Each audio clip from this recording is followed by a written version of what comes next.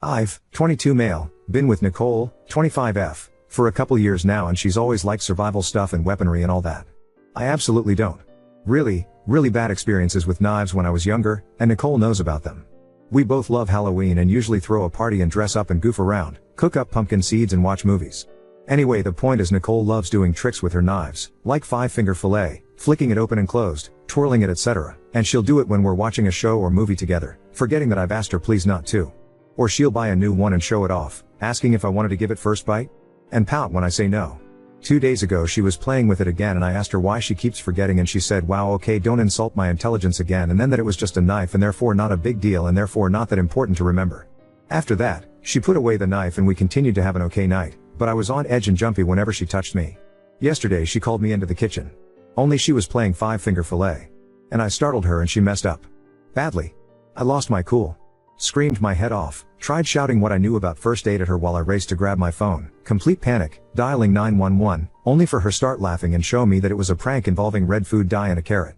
She had a nice laugh about how I would have known it was a joke if I wasn't so squeamish about knives, that it's proof I need to get more comfortable, that anyone with passing knowledge knows that it doesn't look like that when something like that happens. She kept explaining how she did it, how she practiced, how she could show me, but I didn't even answer her. It was like my head was underwater and my heart was beating out of my chest. Just moved on autopilot and grabbed my keys and drove a few blocks away before pulling over to breath. Nicole tried to call me and the first thing I said was it wasn't funny at all, and she asked are you crying? Then I hung up on her. She kept texting me, saying she was sorry, that she didn't think I'd react so badly to a joke, that it was just meant to be good fun in the Halloween spirit. I ignored her. I texted her after that I was home but ignored everything else.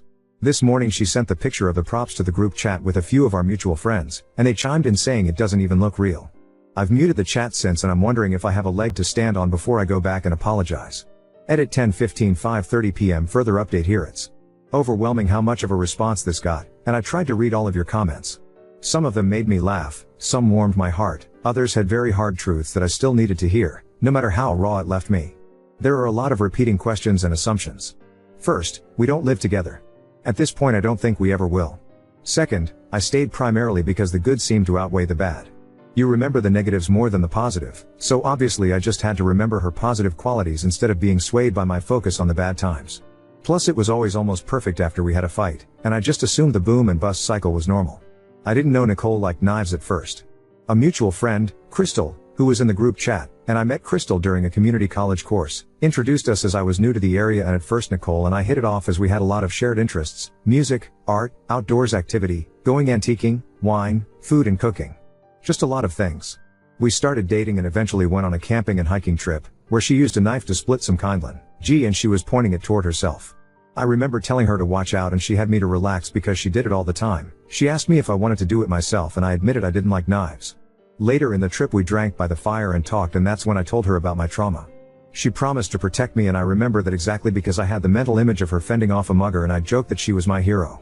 My trauma has been brought up after that point, and neither of us were drunk at the time. My knife issues typically don't impact my daily life except to make me more apt to be very slow in the kitchen when chopping things. It doesn't seem like abuse, especially when we're good. When it's bad, it's really rough. I don't have really any other baseline as I was a late bloomer dating wise. My dad always said that you should both give 110% in a relationship but everyone argues. I thought working through the rough patches was normal. That's also why I was preparing to apologize, because it takes two in an argument so I am responsible as well and need to apologize for my part. In this case, ruining the night with my reaction.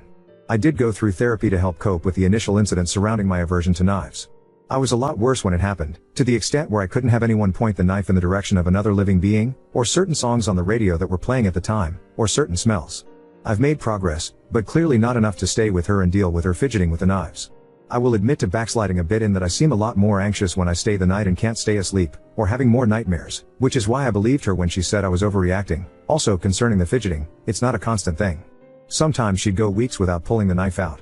Sometimes she'd complain that I only focus on the fact she had used the knife, versus how long she had abstained, which seems reasonable to point out. Update 1. I did reach out to Nicole again yesterday to talk and I went with the intention of standing my ground and explaining things so she could understand my side. She greeted me with, "Thanks for gracing me with your presence," and asked if I was here to act my age and talk like an adult. She slammed the door behind me and pointed to the couch so we could discuss things. Nicole opened with my reaction was unreasonable and completely out of line considering the situation. I said that things need to change because the prank wasn't okay at all and she knows I have issues with knife violence and I asked what was funny about the prank. She interrupted and said that ultimatums aren't part of any relationship, so I said I don't think this is working out for us. I don't think we're happy together. Nicole froze at first and I started to explain that the knife thing and our respective stances being so different is not fair to either of us. But she repeatedly asked, so you're going to break up nearly 3 years just because of this? I tried to tell her it was more than just this, it was everything else. It was that she keeps forgetting and triggering me, that she loves playing with them but it upsets me, but she started talking over me and yelling that apparently I think she's an idiot and that I'm the best actor in the world because she never knew I felt so horrible, and that maybe I should call the cops on her for abuse. She grabbed her cell phone and offered it to me again and again, saying go on, call, but when I said we just need to talk, she interrupted with no you won't because you know, I know, we both know, no cop is going to arrest me for a joke. Also, I'm not very tall, 5 feet 9 inches and she's only 5 feet 6 inches, but she was standing right in front of me while I was seated, so I couldn't get up without moving her. After throwing her phone on the couch next to me, she stormed into the kitchen shouting that she should get rid of all her knives because I'm so terrified. She threw a few into the sink and then the whole block of knives into the trash, the whole time asking what about this one? Too sharp? Too scary? When I flinched at the noises she said, oh, do you feel threatened? How do you think I feel when I have to defend myself against your feelings? Nicole told me to quit crying, that I can't just use tears to manipulate her, and mocked me when I said please stop. She said she has to walk on eggshells because she has to deal with a boyfriend that can't handle a single joke without running off into the night. It's not hard to not overreact, literally just think before you go crazy, it's that simple, and that it's ridiculous that a grown man can't handle a knife or a gun, and I refuse to let go of my victimhood because anyone normal would have gotten over it by now. It's been nearly 9 years. She called me stubborn and childish for picking this hill to die on, that I'm not innocent. It's not fair that I'm allowed to ignore her for hours but she can't have a little fun, and is my ego really that big? It's sickening that I don't trust her or think she's smart or skilled enough to handle a knife properly, and it's sexist, infantilizing and insulting. At some point I said I think I need to go home and it was like a switch, and she said please stop crying, I hate when you cry, joked, I think, because she laughed. I guess hibachi dates are off the table, huh? And I should probably take the knives out of the trash now, shouldn't I? She apologized and said since it means so much to me she'll put in more effort. She admitted that I'm such a sensitive guy that if she stopped doing everything that made me uncomfortable she wouldn't be able to do anything. She pointed out that I cried watching my girl the other day as proof that I'm overly emotional, and it made sense that she thought I was just being my normal self, but she was sorry for not realizing soon. It was really upsetting me. She promised she would do her best not to bring the knives out when I'm around. Nicole hugged me and told me to let go, we can get through this, there's nothing we can't get over, and asked for a chance to start over, fresh start tomorrow, no more jokes. It's stupid but I just said yes. I wanted to go home, get out of her house and leave while she was still acting nice, and I didn't hold my ground. I feel like an idiot and a coward. I got home and puked and couldn't get to sleep again. Today Nicole came and dropped off lunch and coffee for me, gave me a kiss and said she loved me, and all the old ladies in the office were gushing about how cute we are together. I'm going to reach out to one of the guys I'm closer to and the friend who set us up to find out when Nicole got so into knives. Because I remember about 7 to 8 months, and it was shortly after the camping trip, and it was Nicole's birthday that she asked for a specific knife as her present, so at least then, but I can't really remember there being anything major before then. I'm going to break up officially with her tomorrow with one of the guys if possible, so I can get my stuff from her place. Update 2. Roll this back over a decade ago for more background. When I was a preteen we experienced a home invasion that resulted in my mother and dog dying and left me with a lifelong phobia of knives and anxiety surrounding blood and break-ins. Directly following the break-in, I was unable to handle a knife being pointed at another living creature. My brain caught onto stupid things and connected them to the events and made them into triggers. Mom's perfume. The sound of glass shattering or a door banging open. A song that was playing at the time. Even now I still hate the song, but at least it doesn't trigger a flashback anymore. Blood on beige carpet featured prominently in my nightmares. I worked extensively with a therapist to process what happened and what I'd seen. Recovery 2K years of therapy, weeks of inpatient care, medication to help with the nightmares, PTSD, depression and anxiety. We sold the house as soon as we could. I moved out of state as soon as I could. I kept up with therapy and continued to take my medication. My aversion to knives became something minor in how it impacted my life. I was careful in the kitchen and I certainly didn't search out knife throwing competitions, but it was under control in my normal daily life. It helped that everything seemed to be coming together. I made new friends, I was balancing work and school, I just met the girl who'd become my first long-term adult girlfriend. I know now it was just the honeymoon phase, but it felt like we were progressing well even once infatuation wore off. We stood together through highs and lows and the mediocre middle ground where there's nothing exciting, just the mundane. I thought that was the marker of a steady relationship, to be able to stick together even after the excitement of a new relationship has faded. We went on a few trips together, driving across state lines to meet her family or flying back to see my dad. On one of our trips we went camping and my fear of knives got brought up. That led to the break-in getting brought up. She seemed to care at the time, even promising to protect me if something ever happened and offering to help install a camera in my apartment. After the camping trip, I don't know if it was always there and I noticed it more after or what, but she started to be more obviously into knives. Practicing tricks in front of me, showing videos to me, starting a collection. She even asked for a knife for her birthday that year, showing me exactly which one she wanted. Before, she was into camping, into guns, which ironically I have zero issue with, and how to forage, make shelter, purify water, basic survival stuff, and artillery and tanks. She did multiple courses about military history in college and busted out the textbooks sometime, as if she remembered something she thought I would find interesting. But suddenly it seemed like her focus was on carving and skinning animals, on knife wounds and tricks and collecting and displaying knives. She started doing the tricks more often, in front of me, even when sitting next to me on the couch or at the dinner table. She would gesture with the knife without thinking and even pointed at me again, one of my major triggers being knives pointed at people or animals. She started sending me videos of news clips of other break-ins, or news reports of robberies ending in murder, between a bunch of other funny videos or pictures, so checking Snapchat became a game of Russian roulette. If I didn't check the links sent through text, she'd keep sending them and ask what I thought. She'd forget she had the knife in hand when she came up to me, sometimes from behind. My nightmares came back. My anxiety got worse. No matter how often I reminded her to please stop playing with the knife in front of me, or at least not next to me, she would always forget after a little bit. Some part of me refuses to believe there's no way she risked bodily harm just to unnerve me. It came to a head when she pulled a prank where she pretended to cut off a finger. We had a huge fight, our biggest one yet. I wish I'd acted differently and hadn't stormed out, but I did. There is a lot about my time with Nicole I would do differently in hindsight. I was so sure I'd just break up with her for good. I don't know why I didn't stay broken up with her. When I did it first, I did it alone because my friend Jack rolled his eyes and called me a PC for wanting backup. So I did it in a coffee shop instead, hoping the public I could be my backup. Nicole stared at me with this affronted expression and it was like I couldn't find the words anymore. Her eyes were huge and wide and hateful. Like I've never seen anyone glare at me like that. She gripped onto the cup like she was going to throw it at me. I had it in my head to bolt the second she moved because I could see it so clearly.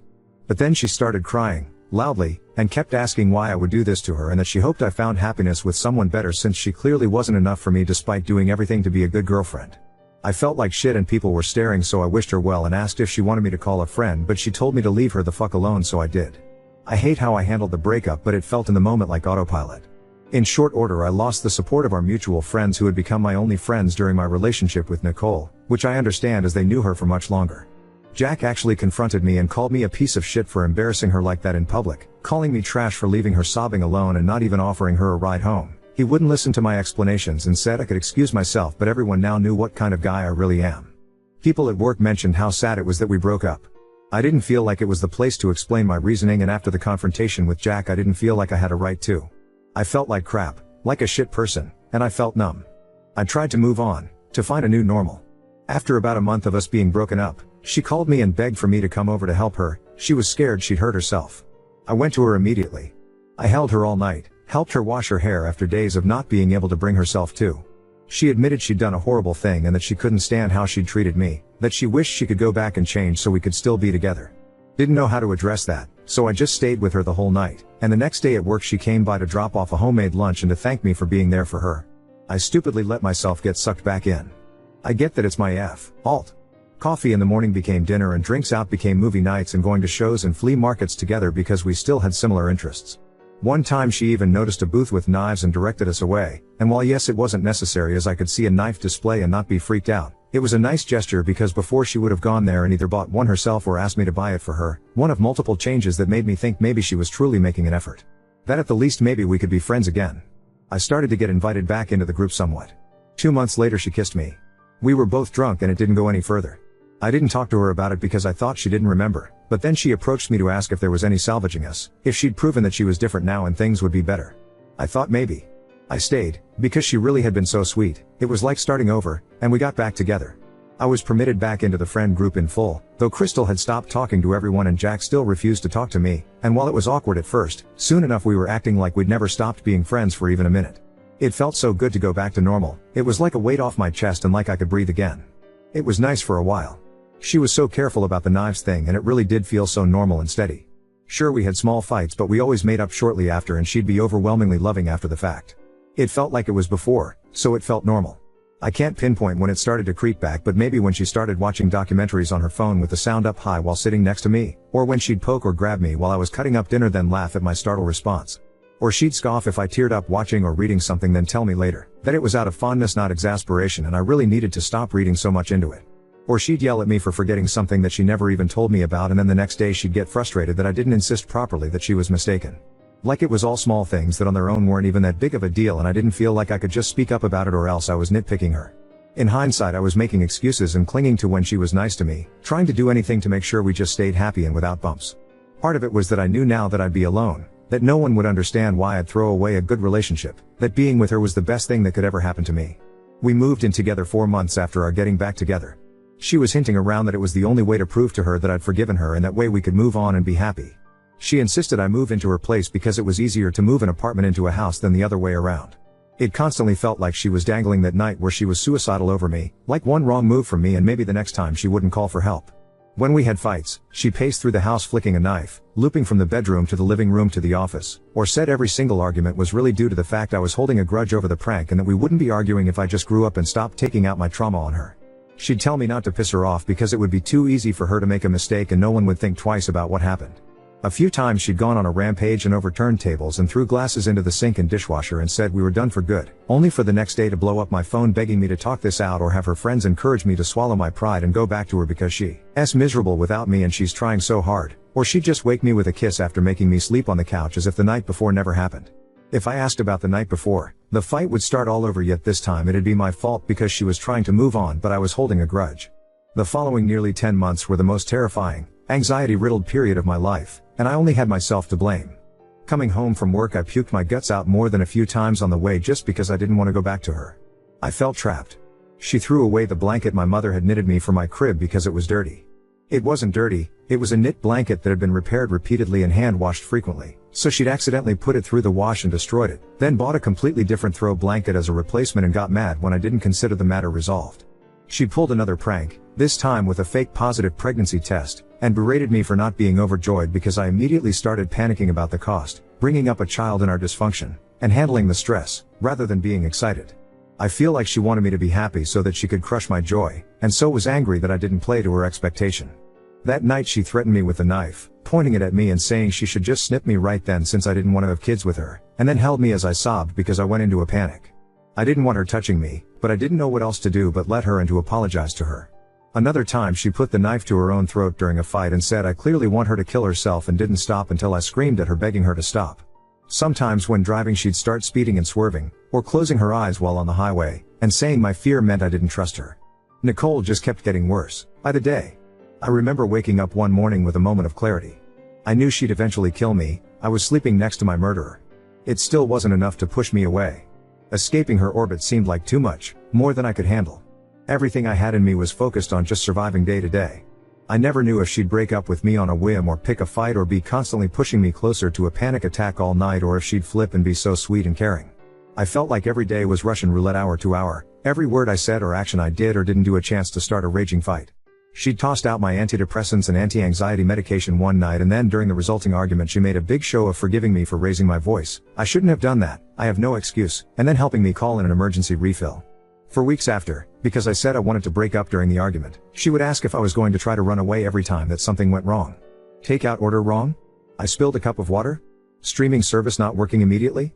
Oh, don't get your panties in a twist and run off, and do I have to worry about you leaving me over this mistake, too? Eventually that tapered off, but maybe once a month during a fight she would tearfully go to our friends and ask them to mediate, then during the meeting say that I kept threatening to leave her again over nothing and how scared she was of losing me when she didn't know what set me off. More than a few times she showed me texts from them where her friends were saying how she deserved better and didn't need to put up with me, but she'd tell me I don't listen to them because I love you anyway. She'd slap me and push me during arguments. I could never do anything right, because even doing what she wanted without argument or not looking her in the eye could be enough to send her off the rails. Sometimes as a joke just in Gene, Raul, one of our friends, would pull out a little pack of tissues and hand it over to me in case I'd run out, or make a production of hiding the butter knife at dinner under the napkin. It was humiliating, but if I spoke up, suddenly I was oversensitive, an embarrassment, no fun, and I had to learn how to deal with adult friendships and jokes, and they'd ask her how she could stand it. As a result, I didn't spend much time with them either.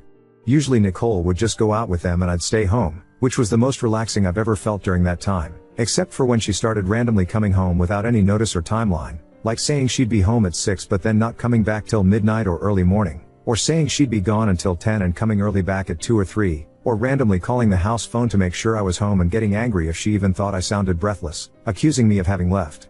She started hinting around that marriage would be the logical next step and I was insulting her by not having proposed yet. Then she bought an engagement ring with my credit card and started showing off to all her friends how perfect my choice was. I didn't want to marry her. I felt bad for not wanting to marry her. I wanted us to be happy, and maybe giving her the wedding she wanted would help. I didn't want to marry her. In all those months I never went to sleep feeling safe. I lied awake in bed hyper aware of how close she was and trying to go over in my head if I had behaved well enough to keep her happy and what I could do to prevent another explosion. In hindsight it's sickening how long I let this go on. In the moment it was just about all I could think to do. I often woke up with nightmares which would in turn piss her off and set her off in a mood for the next day, but if I suggested sleeping separately she would rage about how I was calling her a shitty girlfriend / fiancé / etc. I started to keep a notebook at work and just write shit down. Things she'd done or said, incidents and what I'd done to set her off.